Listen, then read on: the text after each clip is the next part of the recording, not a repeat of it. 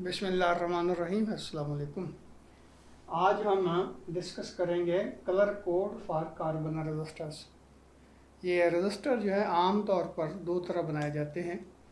एक ये होता है कि कार्बन की कोर ले ली जाती है जिसको सबस्ट्रेट कहते हैं, और उसके ऊपर जो है एक बारीक फिल्म जो है कार्बन की, वो उसको स्प्रे कर दिया जाता है। यानी कि फॉर एग्ज़ाम्पल ये देखें, ये हमारे पास सिरेमिक की कोर है, इसके ऊपर जो है स्प्रे कर दिया गया किसको भी, कार्बन को। तो डेफिनेटली कार्बन की जो लेयर है अगर वो थिक होती जाएगी तो उसकी रेजिस्टेंस जो है वो कम होती जाएगी, क्योंकि ये तो सिरेमिक है, ये तो इंसुलेटर है, तो करंट जो फ्लो होता है वो कार्बन लेयर से फ्लो होता है। तो अगर उसकी जो फिल्म है उसकी थिकनेस जो है वो कम होती जाएगी तो रेजिस्टेंस बढ़ती जाएगी। दूसरी बात ये है कि अगर उसकी लेंथ कम करते जाएंगे तो भी रेजिस्टेंस जो है वो बढ़ती जाएगी, और लेंथ ज़्यादा करते जाएंगे तो रेजिस्टेंस जो है वो कम होती जाएगी। यानी कि ये जो कार्बन रेजिस्टर होते हैं, एक्चुअली इसका जो सबस्ट्रेट होती है वो सिरेमिक की होती है, जो कि एक सिलेंड्रिकल शेप में हो सकती है, को अपना कोन हो सकती है। तो उसके ऊपर जो है एक लेयर जो है कार्बन की चढ़ा दी जाती है, और दोनों एंड्स के साथ जो है वो इलेक्ट्रोड जो है उनको कनेक्ट कर दिया जाता है। इस तरह यहाँ मैंने शो किया है कि ये कार्बन अपना क्या है, उसकी सिरेमिक की एक कोर है, उसके ऊपर जो है एक लेयर जो है कार्बन फिल्म जो है उसकी चढ़ा दी गई, यानी कि एक कार्बन फिल्म जो है उसको कोट कर दिया गया इसके ऊपर, और ये दो इलेक्ट्रोड जो हैं ये बाहर निकाल दिए गए हैं और इसके ऊपर जो है वो पेंट कर दिया जाता है, और उसके ऊपर जो है फिर रिंग लगाए जाते हैं, आगे डिस्कस करेंगे। और दूसरी किस्म की जो रेजिस्टेंस बनाई जाती हैं वो वायर माउंट रेजिस्टेंस होती हैं। उसमें क्या होता है कि तार जो है, रेजिस्टेंस वायर जो है, नेक्रोम वगैरह उसको इस्तेमाल किया जाता है, तो उसको वाइंड किया जाता है। तो उसके ज़ाहिर है जितनी लेंथ जो है उसकी ज़्यादा होती जाएगी और एरिया ऑफ क्रॉस सेक्शन कम होता जाएगा, उसकी रेजिस्टेंस जो है बढ़ती जाएगी। तो यहाँ ये जो का अपना क्या है वायर माउंट रेजिस्टेंस जो है ये हमारे सिलेबस में शामिल नहीं है। तो अब हम ये थोड़ा सा इसको ही डिस्कस कर लेते हैं कि कार्बन रजिस्टर जो है उसको जब बनाया जाता है तो किस तरह बनाया जाता है, और उसके ऊपर जो कोडिंग की जाती है वो किस तरह की जाती है। तो जिस तरह पहले मैंने बताया कि ये आपके पास एक सिलेंड्रिकल शेप में सिरेमिक है, उसके ऊपर जो है वो स्प्रे कर दिया जाता है कार्बन को, यानी कि कार्बन की एक फिल्म बना दी जाती है, और उसके साथ ये दो इलेक्ट्रोड जो हैं ये आमतौर पर कॉपर वायर के होते हैं, उनको बाहर निकाल दिया जाता है। तो ये हमारी कार्बन रजिस्टर बन जाता है। अब डेफिनेटली ये कार्बन रजिस्टर जो है वो इलेक्ट्रॉनिक्स में सबसे ज़्यादा इस्तेमाल होने वाले कंपोनेंट हैं। तो इसका क्या मतलब हुआ, जब हम किसी भी सर्किट के अंदर रजिस्टर जो है उसको इंसर्ट करते हैं तो डेफिनेटली उसकी वैल्यू का पता होना चाहिए कि इसकी रेजिस्टेंस कितनी है। तो अगर हर रेजिस्टेंस को चेक करने बैठ जाएं तो डेफिनेटली ये सर्किट बनाना जो है वो काफ़ी मुश्किल हो जाएगा। तो फिर मैन्युफैक्चरर क्या करते हैं, ये कार्बन रेजिस्टर जो होता है उसके ऊपर पेंट कर दिया जाता है। पेंट करने के बाद यहाँ रिंग बनाई जाती है, इनके उसके ऊपर जो है इस तरह रिंग जो है वो बनाए जाते हैं। तो ये एक रिंग है, दूसरा रिंग है, तीसरा रिंग है, चौथा रिंग है। आजकल जो है इससे यानी कि ये तीन रिंग बेसिकली जो होते हैं, अगला चौथा रिंग जो है वो मैं बाद में बताऊंगा कि वो टालर है उसको शो करता है। लेकिन आजकल जो नई रजिस्टर्स आ रहे हैं उसमें 4 या 5 रिंग्स जो है होते हैं, यानी कि वो ज़्यादा प्रिसाइज किस्म की जो रीडिंग है वो हमें देता है। लेकिन हमारा सिलेबस जो है उसके लिहाज से हम इसको डिस्कस करेंगे। तो ये हमारे जो रजिस्टर हैं उसमें कोडिंग जो है वो तीन, ये जो रिंग हैं ये तीन रिंग जो हैं ये कोडिंग इसकी करते हैं, यानी इससे में हमें पता चलता है कि हमारा रजिस्टर जो है उसकी वैल्यू कितनी है। तो इसमें जो पहला जो रिंग होता है वो फर्स्ट डिजिट को शो करता है, दूसरा रिंग जो है वो सेकंड डिजिट को शो करता है, और ये थर्ड रिंग जो होता है, थर्ड बैंड जो होता है, ये नंबर ऑफ जीरोस को शो करता है। तो इसका मतलब ये है कि ये तीन रिंग जो हैं ये एक्चुअली इसकी हम वैल्यू बताने के लिए होते हैं। तो मैन्युफैक्चरर इसके ऊपर डिफरेंट कलर के ये तीन रिंग जो है बना देता है। तो उन रिंग से हमें पता चल जाता है कि इस रजिस्टर की रेजिस्टेंस कितनी है। अब उनके जो ये जो रिंग होते हैं इनके कलर हैं डिफरेंट, और डिफरेंट कलर जो हैं वो डिफरेंट डिजिट्स को शो करने के लिए इस्तेमाल होते हैं। तो ये है कलर जो होते हैं ब्लैक है, ब्राउन है, रेड है, ऑरेंज है, येलो है, ग्रीन है, ब्लू है, वायलेट है, ग्रे है, वाइट है। इसको याद करने के लिए वो एक सेंटेंस जो है वो बताया जाता है, वो है बेबी रॉय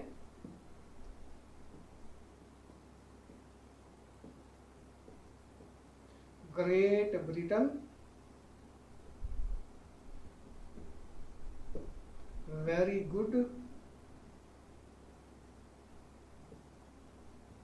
विमन।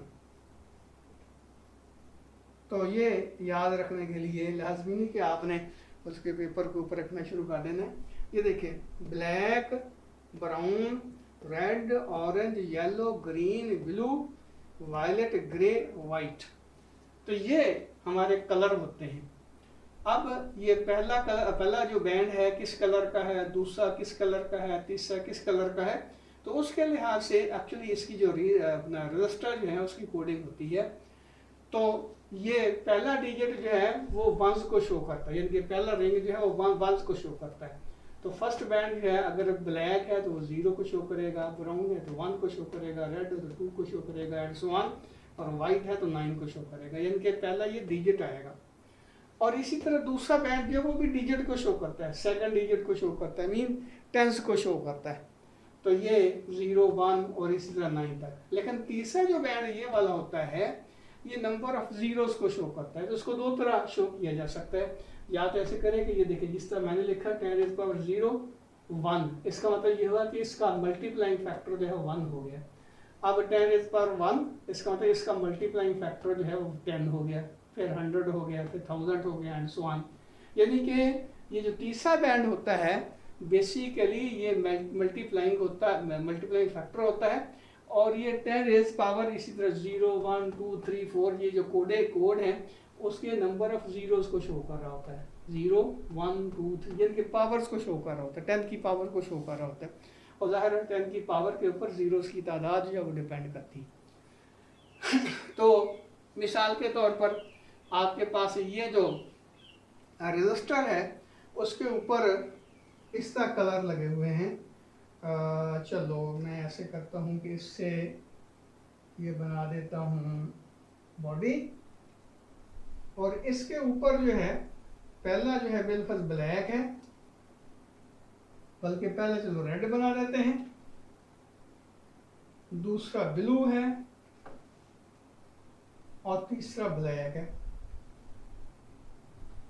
तो अब हम इसकी जो रजिस्टर की रेजिस्टेंस है वो बता सकते हैं कितनी है। ये देखिए पहला डिजिट जो पहला रिंग जो है वो रेड है, तो रेड जो है इसके 2 आ गए। इसका मतलब ये है कि ये पहला डिजिट को शो कर रहा है, पहले डिजिट को शो कर रहा है, 2 हो गए। फिर ब्लू है, ब्लू के 6 यानी दूसरा डिजिट ये 6, तो इसकी जगह ये 6 आ गए। और तीसरा ब्लैक है, इसके नंबर ऑफ जीरोस नहीं है, इनके 10⁻1। चलो इस तरह लिखा जा सकता है 10⁻0, तो ये 1 के बराबर। इसका मतलब ये हुआ कि इसकी ये 10⁻0 जो किसके बराबर होगा, 1 के बराबर होगा। किसी भी अपना क्या कहते हैं डिजिट का जो पावर है अगर 0 होगा तो उसका मतलब 1 होता है, ये आप समझते होंगे, इसी दिन बता दूंगा फिर भी। तो ये 26 ओम इसकी रेजिस्टेंस होगी। लेकिन बिलफर्ज ये तीसरा जो डिजिट है, अपना तीसरा रिंग जो है, ये भी मैं समझता हूँ कि रेड है। अगर ये तीसरा रेड हो जाता तो क्या होता, ये देखिए पहला डिजिट 2 आ गया, अब दूसरा डिजिट जो है वो 6 आ गया, ये वाला 6 आ गया, और तीसरा जो है फिर रेड है। अब रेड के क्या होंगे 10⁻2। इसका मतलब यह है या तो यहाँ लिखें मल्टीप्लाई बाय 10⁻2, या 10⁻2 का मतलब आप समझते हैं कि 2 0। इसको दोनों तरीकों से लिखा जा सकता है। यानी 26 मल्टीप्लाई बाय 10⁻2, तो ये क्या आ जाएगा 2600 ओम। तो इस तरह हम इसकी रेजिस्टेंस जो है वो निकाल सकते हैं रजिस्टर की, यानी कि हम रजिस्टर जो है उसको देख के बता सकते हैं कि इस रजिस्टर की रेजिस्टेंस जो है वो कितनी। अब अगली बात इसमें ये जो चौथा बैंड होता है ये क्या शो करता है। चौथा बैंड बेसिकली टॉलरेंस को शो करता है। अब टॉलरेंस से क्या मुराद है, टॉलरेट करना। देखिए, एक दिन पहले भी मैंने बताया था कि रजिस्टर जो होता है वो बेसिकली करंट को कंट्रोल करता है। तो रजिस्टर की जो रेजिस्टेंस है अगर वेरी करेगी तो करंट जो है वेरी करेगा। तो हम ये देखना चाहते हैं कि किसी भी सर्किट के अंदर हम करंट जो है उसको कितना टॉलरेट कर सकते हैं, यानी कि करंट की वैल्यू कितनी वेरी करे तो हम बर्दाश्त उसको कर सकते हैं। तो वैसे बेसिकली ये करंट की यानी ये रेजिस्टर जो कोडिंग की हुई है उस रेजिस्टर से जो इसकी डेविएशन होती है, मीन इसमें जो अनसर्टेनिटी होती है वो ये टॉलरेंस जो है हमें बताती है। मिसाल के तौर पर ये अगर चौथा बैंड नहीं है, यानी कि यहाँ 3 ही बैंड बने हुए हैं, चौथा नहीं है, तो इसका क्या मतलब होगा? इसका मतलब ये होगा कि ये जो रेजिस्टर आपको बताया गया है जिसकी रेजिस्टेंस जो है 2600 ओम के बराबर है, तो इसमें 20% जो है वो वेरिएशन है। 20% इस रेजिस्टेंस का कम भी हो सकती है, 20% इस रेजिस्टेंस का ज़्यादा भी हो सकती है। तो मैं कैलकुलेशन के चक्कर में नहीं पढ़ना चाहता, मैं आपको एक सिंपल एग्जांपल यहाँ देता हूँ कि बिल फर्ज ये जो आपके पास रेजिस्टर है उसकी रेजिस्टेंस जो है वो है चलो 100 ओम, 100 ओम है। तो 100 ओम से क्या मुराद होगा? ये रेजिस्टर है उसकी बॉडी, ये उसके टर्मिनल निकल आए। तो 100 का मतलब ये हुआ कि पहला है ब्राउन, अब ब्राउन मेरे पास है नहीं मार्कर, ये कह लें कि ब्राउन है, और दूसरा है ब्लैक, ये दूसरा ब्लैक समझ लें, ये ब्लैक है, दूसरा बैंड ब्लैक है, और फिर तीसरा बैंड जो है वो भी ब्राउन है, ये भी ब्राउन है। तो इसका क्या मतलब हुआ? ये होगा ब्राउन ब्लैक ब्राउन। अब ब्राउन का क्या हुआ?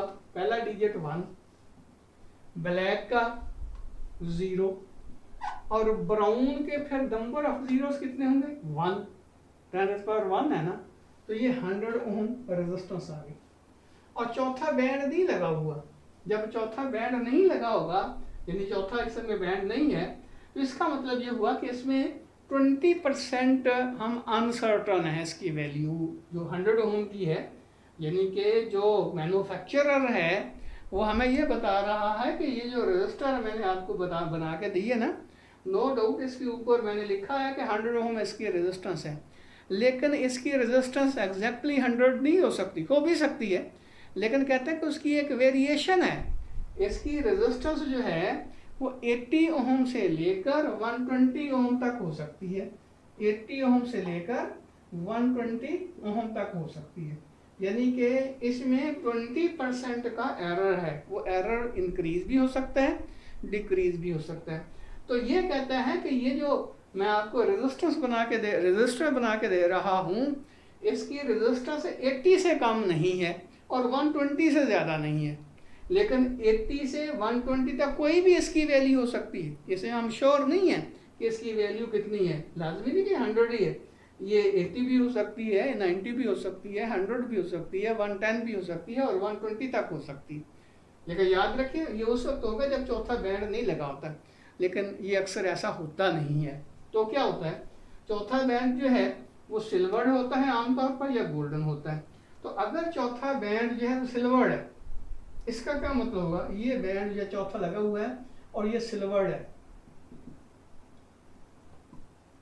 तो बेटे इसका मतलब ये होगा कि ये जो वैल्यू आपको मैन्युफैक्चरर बता रहा है इसमें 10% की हम अनसर्टन है, यानी कि इसमें अनसर्टनिटी जो है वो 10% की है। क्या मतलब कि इसकी रेजिस्टेंस जो है वो 90 ओम से लेकर 110 ओम तक कोई भी हो सकती है। अलबत्ता ये है कि 90 से कम नहीं और 110 से इसकी रेजिस्टेंस जो है वो ज़्यादा नहीं हो सकती, यानी कि ये रेंज बता दी गई है आपको कि ये जो रेजिस्टर है इसके ऊपर नो डाउट ये कोड जो है वो तो बताता है कि 100 ओम की रेजिस्टेंस है, लेकिन इसमें 10% का एरर है। 10% 100 से ज़्यादा भी हो सकता है और 10% 100 से कम भी हो सकता है। आपको पता है कि 100 का 10% 10 हो गया, इसमें 100 से 10 कम या 10 ओम ज़्यादा इसकी रेजिस्टेंस होगी। अब तीसरी बात कि अगर ये तीसरा बैंड जो है वो गोल्डन हो तो फिर क्या होगा, फिर इसमें ये होगा कि इसका 5% एरर है, यानी कि टॉलरेंस जो है इसकी 5% है। 5% का क्या मतलब हुआ कि इसकी रेजिस्टेंस जो है वो 95 ओम से लेकर 105 ओम तक हो सकती है अगर ये गोल्डन होगा तो गोल्डन के लिए ये 95 ओम से 105 ओम तक कोई भी इसकी रेजिस्टेंस जो हो सकती है, अलबत्ता 95 से कम नहीं हो सकती और 105 से इसकी रेजिस्टेंस ज़्यादा नहीं हो सकती। तो बेसिकली होता ही है क्या है इस, यानी कि ऐसा होता क्यों है, ये देखिए कि रेजिस्टर जो बनाए जाते हैं तो ये एक एक रेजिस्टेंस तो नहीं बनाई जाती ना, एक पूरी शीट होती है। पहले लेयर उसकी बना देते हैं, शीट बना देते हैं सिरेमिक की, फिर उसके ऊपर जो है कार्बन जो है उसको डिपॉजिट कर दिया जाता है और फिर मशीन से एक ही बार उसको कट कर दिया जाता है। तो डेफिनेटली क्या होगा, थोड़ा सा भी एरर अगर आ जाता है वो कार्बन की कंसंट्रेशन में आ सकता है और रेजिस्टर के साइज़ में आ सकता है, तो डेफिनेटली रेजिस्टेंस जो है वो वेरी कर जाएगी। तो वो इसलिए इसकी एग्जैक्ट वैल्यू जो है वो बता नहीं सकता कि कुछ रजिस्टर ऐसे भी होंगे जिनकी रेजिस्टेंस 100 ओम से ज़्यादा होगी और कुछ ऐसे होंगे जिसकी रेजिस्टेंस जो है 100 से कम होगी। तो ये लेकिन एक रेंज है कि उस रेंज के अंदर ये सारे के सारे रजिस्टर जो हैं उसकी रेजिस्टेंस जो है लाई करेगी। हाँ, अलबत्ता हमने एक्यूरेट रेजिस्टेंस जो है अगर अपना लगानी होती है कहीं, यानी कि बाद दफ़ा ये होता है कि रेट ऑफ एक्यूरेसी हमें ज़्यादा चाहिए होता है, तो उसके लिए फिर वायर वाउंड रेजिस्टेंस इस्तेमाल करते हैं, आम तौर पर कार्बन रेजिस्टर इस्तेमाल नहीं करते।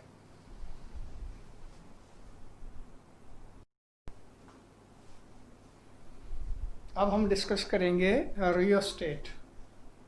तो अभी मैंने जिक्र किया था वायर वाउंड रेजिस्टेंस का, तो ये रियोस्टेट भी बेसिकली वायर वाउंड रेजिस्टेंस ही होती है, लेकिन ये स्पेशल फॉर्म में इसको डेवलप किया जाता है। इसमें होता ये है कि ये एक सिरेमिक का सिलेंडर होता है, यानी कि ऐसे समझ लें कि ये सिलेंडर है किसी भी इंसुलेटर का। तो आजकल तो ये 2 नंबर बल्कि 10 नंबर किस्म की रियोस्टेट बनाते हैं, उसमें क्या करते हैं कि प्लास्टिक का पाइप डाल देते हैं। एक्चुअली ये सही बात नहीं है, वो सिरेमिक का ही पाइप होना चाहिए ताकि जब तार जो है उसमें से करंट फ्लो हो तो उसकी हीट अप हो जाती है डेफिनेटली। उसकी हीट की वजह से ये जो हमारा प्लास्टिक का पाइप है वो क्या कहते हैं कि मेल्ट हो सकता है। तो ये बेसिकली क्या होता है कि सिरेमिक का पाइप होता है, सिलेंडर होता है, उसके ऊपर मैग्नीन वायर जो है उसको वाइंड अप किया जाता है। तो ये सिलेंडर जो होता है इंसुलेटर का, आमतौर पर सिरेमिक का बना हुआ होता है, तो इसके ऊपर ये मैग्नीन वायर जो है उसको वाइंड अप किया होता है। मैग्नीन वायर जो है, मैग्नीन एक्चुअली अलाय है जिसमें 84% कॉपर होता है, 12% मैग्नीज होती है और 4% जो है वो कोबाल्ट होता है। तो ये अलाय ऐसा होता है कि अगर इसमें से करंट फ्लो होने की वजह से वायर जो है वो हीटअप भी हो जाती है, टेम्परेचर इंक्रीज भी हो जाता है, तो इसकी रेजिस्टेंस में ऑलमोस्ट फ़र्क नहीं पड़ता, इसलिए ये मैग्नीन वायर इस्तेमाल की जाती है। अच्छा, इसके ऊपर जो है जब इसका सिलेंडर बना दिया जाता है तो बेसिकली ये एनेमल्ड होती है, यानी कि इसके चारों तरफ जो है वो पॉलिश होती है। लेकिन क्या करते हैं, जब इसका सिलेंडर बना दिया जाता है तो इसके ऊपर से नेकेड कर दिया जाता है, यानी कि ऊपर वाली लेयर जो है, यानी कि वायर जो होती है उसके ऊपर से उसकी जो एनेमल होता है या पॉलिश होती है या कोई भी उसकी सरफेस को जो इंसुलेटर बनाने के लिए चीज़ इस्तेमाल की जाती है तो उसको साफ कर दिया जाता है। तो इसका नतीजा निकलता है कि ये जो आपके पास ऊपर रॉड है, इस रॉड के ऊपर ये स्लाइडर लगा हुआ है और ये स्लाइडर जो है जॉकी के तौर पर काम करता है। तो जहाँ पे ये टच करता है वायर को, एक्चुअली ये कनेक्शन जो है इसके साथ सी टर्मिनल के साथ जोड़ता है। तो ये ज़रा दोबारा समझ लें कि ये स्टैंड है, स्टैंड के अंदर जो है ये सिलेंडर है जो कि इंसुलेटर का बना हुआ है, उसके ऊपर जो है ये वाइंडिंग की हुई है। ये वाइंडिंग जो है, ये वायर जो है ये मैग्नीन की बनी हुई है। तो मैग्नीन वायर जो है वो एक्चुअली होता है अलाय, जिसमें कॉपर है, मैग्नीज है और कोबाल्ट है। और यहाँ जो है इस स्टैंड के ऊपर यहाँ एक और मेटेलिक रॉड लगा होता है। ये स्टैंड जो है वो इंसुलेटर का बना हुआ होता है, या इसको आइसोलेट कर दिया जाता है, यानी कि ये इसके साथ डायरेक्टली कनेक्ट नहीं है। तो इसके ऊपर ये जॉकी टाइप जो है एक स्लाइडर होता है। अब ये जो हमारी जॉकी है ये एक्चुअली इस रॉड के साथ वायर को कनेक्ट कर रहा है। इसका मतलब ये हुआ कि ये सी को कनेक्शन दे रहा है इस वायर के साथ, मैग्नेटिक वायर के साथ। अब ये देखें कि ये दो टर्मिनल जो है बाहर निकाले हुए हैं, ए है बी है, जो कि तार के दोनों एंड के साथ जुड़े हुए हैं।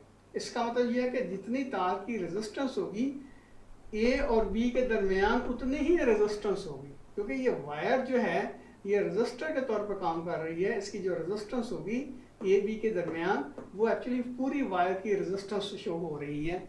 और अगली बात ये है इसमें कि ये जो स्लाइडर है ये एक्चुअली वायर का कनेक्शन करता है इस कनेक्टर के साथ। तो इसका क्या मतलब हुआ कि अगर हम इसको इधर स्लाइड करते जाएंगे तो डेफिनेटली ये वायर की लेंथ जो है बढ़ती जाएगी, तो ए और सी के दरमियान रेजिस्टेंस बढ़ती जाएगी, लेकिन ये जो लेंथ है ये कम होती जाएगी।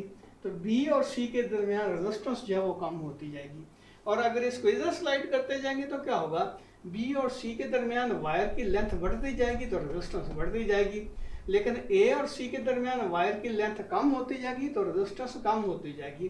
तो इसी तरह ये रियोस्टेट जो है उसको फिर हम एज ए वेरिएबल रजिस्टर के तौर पर यानी कि वेरिएबल रजिस्टर इस्तेमाल कर सकते हैं।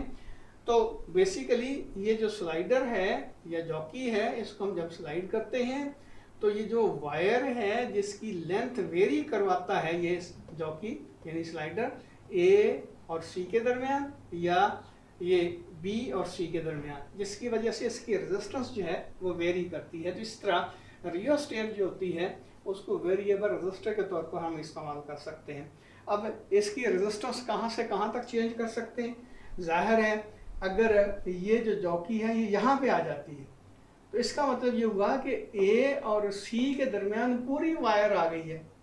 तो इसका मतलब ये होगा कि ए और सी के दरमियान जो रेजिस्टेंस होगी वो कैपिटल आर के बराबर होगी। कैपिटल आर समझे कि इस जो वायर है इसकी टोटल रेजिस्टेंस कैपिटल आर के बराबर है, और बी और सी के दरमियान जो वायर है वो बचेगी नहीं।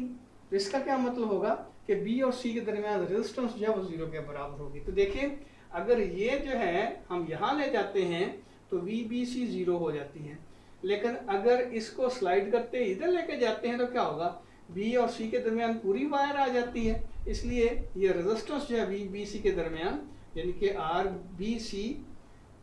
बी सी जो होगा वो कैपिटल आर के बराबर होगा, यानी कि पूरी की पूरी रेजिस्टेंस जो है वो बी और सी टर्मिनल के दरमियान आ जाएगी। तो इस तरह रियोस्टेट को एज ए वेरिएबल रेजिस्टर जो है इस्तेमाल किया जाता है। अब रियोस्टेट को पोटेंशियल डिवाइडर के तौर पर भी इस्तेमाल किया जा सकता है, यानी कि अगर हमारे पास ये एक पोटेंशियल है, सोर्स है यानी कि बैटरी है, तो इस बैटरी की जो पोटेंशियल की वैल्यू है उसको डिवाइड किया जा सकता है। तो किस अपनी रिक्वायरमेंट के मुताबिक किस तरह किया जा सकता है, ये देखें ये बैटरी जो है इसको हमने इसके साथ जोड़ दिया, यानी कि यहाँ पे बी और सी के दरमियान बैटरी जोड़ दी। अब बैटरी जो जोड़ी है तो उसकी वजह से इसमें से करंट फ्लो होगा। तो ये करंट कितना होगा, आई जो होगा according to Ohm law V over R के इक्वल होगा। आर इसकी रेजिस्टेंस है और वी इसके अक्रॉस पोटेंशियल का डिफरेंस है, तो आई आपके पास आ जाएगा वी ओवर आर। अब रही बात कि हम देखना चाहते हैं कि इस पॉइंट बी और सी के दरमियान वोल्टेज की वैल्यू जो है वो कितनी है। ये बी ले लें, बी और सी के दरमियान वोल्टेज की वैल्यू कितनी है, तो वी बी सी आई और आर के प्रोडक्ट के बराबर होगा। ये स्मॉल आर बेसिकली बी और इस पॉइंट के दरमियान जो वायर आती है उसकी रेजिस्टेंस को शो कर रहा है। अच्छा याद रखिए एक और बात कि हम आमतौर पर जो वेरिएबल किस्म की यानी कि चीज़ें होती हैं, यानी कि वो चीज़ जो वो क्या कहते हैं कि वैल्यू जो वेरी हो रही होती है, वो रेजिस्टर हुआ यानी कि उसकी वोल्टेज हुई बैटरी की, या यानी कि वेरिएबल जो हमारी वैल्यूज़ हैं फिज़िकल क्वांटिटीज़ हैं, ख़ासतौर पर इलेक्ट्रिसिटी में जो इस्तेमाल होती हैं, इलेक्ट्रिक का रेजिस्टेंस हो गई, पोटेंशियल डिफरेंस हो गया या करंट हो गया, तो जो वेरिएबल चीज़ें होती हैं उनको स्मॉल लेटर से शो करते हैं। मीन अगर हम एसी करंट को शो करना चाहते हैं तो स्मॉल आई से शो करेंगे, एसी वोल्टेज को शो करना चाहते हैं तो आमतौर पर वी स्मॉल से शो करते हैं। और इसी तरह रेजिस्टेंस अगर कांस्टेंट है तो उसको कैपिटल आर से शो करते हैं, अगर वेरी कर रही है, वेरी कर सकती है, तो उसको स्मॉल आर से शो करते हैं। तो ये मैं बताना इसलिए चाहता था कि यहाँ हमने स्मॉल आर क्यों इस्तेमाल किया है। ये आमतौर पर जो हमारी ट्रेडिशन है उसको बता रहा हूँ, ये हार्ड एंड फास्ट रूल नहीं है वैसे। तो वी बी सी जो है वो किसके इक्वल होगा, आई इन टू आर। आर क्या है, बी और इस सी के दरमियान जो वायर आती है उसकी रेजिस्टेंस है। तो ये आ जाएगा V B C V over R, I की जगह उसकी वैल्यू पुट कर दें, मल्टीप्लाई बाई आर आ गया। अब ये देखिए कि अगर सी जो है वो यहाँ पे हो, यानी कि इसको स्लाइडर, ये जो स्लाइडर है इसको हमने स्लाइड करके यहाँ पे ले आए हैं, तो डेफिनेटली वायर जो है उसकी लेंथ जो है वो 0 के बराबर हो जाएगी, जो बी और सी के दरमियान है। तो रेजिस्टेंस जो है वो भी 0 के बराबर हो जाएगी, क्योंकि आपको पता है कि इलेक्ट्रिक का रेजिस्टेंस जो है वो कंडक्टर की लेंथ के ऊपर डिपेंड करती है। तो वायर की जब लेंथ ही 0 हो जाएगी तो डेफिनेटली आर की वैल्यू 0 हो जाएगी। तो आर की वैल्यू जब 0 होगी तो सी जो है बी के ऊपर होगा, और उस वक्त वी बी सी की वैल्यू 0 हो जाएगी। ये देखिए आर को 0 से ये 0 पुट करते हैं तो ये सारा फैक्टर जो है वो 0 हो जाता है, तो वी बी सी जो है 0 के इक्वल हो जाएगी।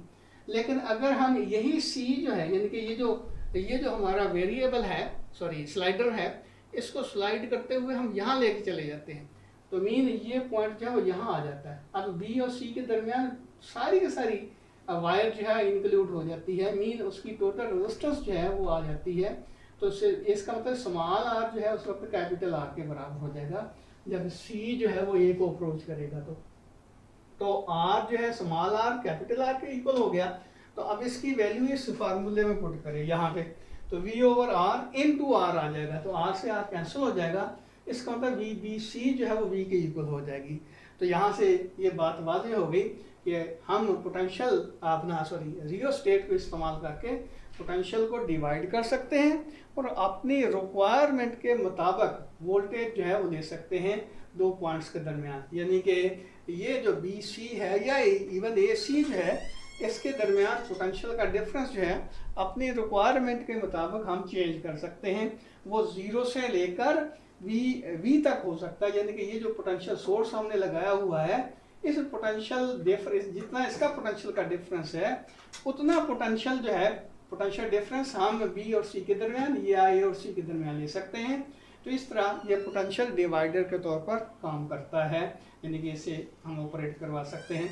तो ये मैं सिंपल सी एग्जांपल देता हूँ। ये हमारा पंखे का जो होता है, यानी कि जो डिमर होता है, ये भी बेसिकली इसके अंदर जो है रियोस्टेट ही लगा हुआ होता है। तो रियोस्टेट से हम रेजिस्टेंस जो है उसको चेंज करते हैं, जिसके नतीजे के तौर पर इसका जो हम क्या कहते हैं कि इसका जो स्पीड है उसको कंट्रोल कर सकते हैं। इसी तरह हमारा जो ये डिफरेंट किस्म के इंस्ट्रूमेंट है, फॉर एग्जांपल ये कह लें कि रेडियो है, उसके ऊपर जो नाब लगी होती है तो उसके पीछे भी ये रियोस्टेट ही लगी होती है, लेकिन वो उसकी शेप जो है वो सर्कुलर होती है। तो उसको हम रोटेट करके वॉल्यूम जो है वो इंक्रीज़ या डिक्रीज़ कर सकते हैं। तो बहरहाल ये बड़ी बेनिफिशियल किस्म का हमारा ये इंस्ट्रूमेंट है रियोस्टेट। तो ये रियोस्टेट जो है इसको इस्तेमाल करके हम मुख्तलिफ वेरिएशन जो है वो वोल्टेज के अंदर या करंट के अंदर कर सकते हैं। और रियोस्टेट भी डिफरेंट शेप में अब बनना शुरू हो गई हैं, यानी कि आप बनाते हैं रिक्वायरमेंट के मुताबिक। तो वो चूँकि हमारे सिलेबस का हिस्सा नहीं है, इसलिए यहाँ मैं बताना मुनासिब नहीं समझता। अल्लाह हाफिज़।